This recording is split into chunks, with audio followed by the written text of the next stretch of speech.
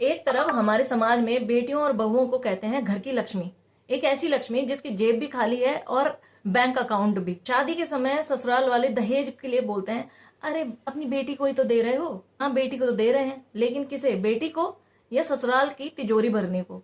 दहेज में गाड़ी मोटरसाइकिल मिलती है, लेकिन स्टीयरिंग पति के हाथ में। लड़की को ड्राइविंग नहीं सिखाई जाती, बस एडजस्ट करना और घर के कामकाज सिखाया जाता है।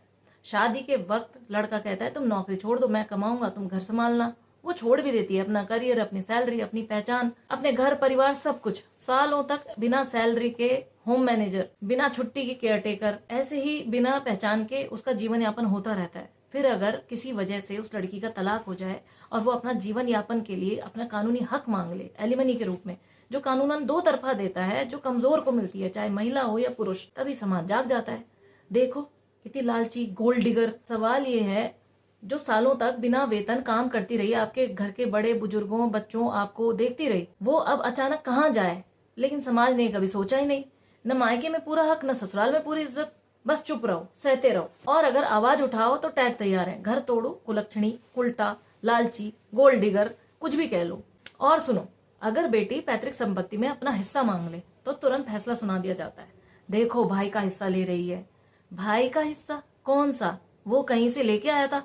भाई अपना हिस्सा मांग रहे हैं जो उसे जन्म से मिला है और जो कानूनन उसका अधिकार है, लेकिन टैग तैयार है लालची, घर तोड़ने वाली। इतना ही नहीं, अपने ही घर वाले कह देते, अपने माँ बाप, अगर हिस्सा चाहिए तो रिश्ता खत्म समझो। सोचिए जरा, हक मांगना, रिश्ता तोड़ना कब से हो गया, कैसे हो गया?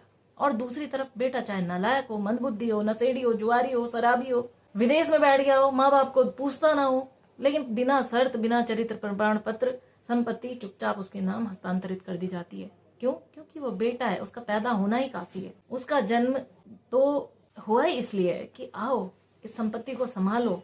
और लड़कियों को क्या चाहिए? 2 जून की रोटी कोने में पड़ी रहेगी, सर पे छत, इससे ज्यादा क्या चाहिए आपको? है अपना हक मांग रहे हो। तो ये जो हक की बात नहीं है, ये सोच की भी बात है कि जिस माँ बाप ने बेटा भी पैदा किया, बेटी भी पैदा की, वो ही आपके साथ ऐसा दोगला व्यवहार क्यों कर रहे हैं? क्यों? क्योंकि उनके सामने भी कम उदाहरण है, क्योंकि उनको भी ऐसा ही समाज में देखने को मिला है। तो अगर ये जनरेशन अगर अपना हक नहीं मांगेगी तो आने वाली पीढ़ी जरूर मांगेगी, और अगर ये हक मांग लेंगे तो आने वाली पीढ़ी को ये सब सहज लगने लगेगा। तब ये सब लड़ने की, बोलने की, रील बनाने की बातें नहीं रह जाएंगी, तब ये सब बिल्कुल सहज होगा। तो लड़कियों को कब आप इंसान समझेंगे, बस इसी का ही इंतजार है। इसके चलते बहुत लड़कियों को बहुत कुछ सहना पड़ता है, लेकिन उन सहने वाली लड़कियों की वजह से ही